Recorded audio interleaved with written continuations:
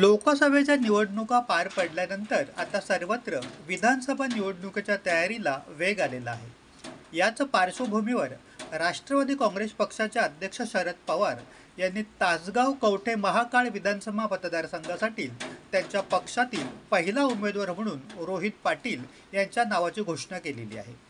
शरद पवार यांच्या उपस्थितीत कवठे महाकाळ येथे शेतकरी मेळावा संपन्न झाला।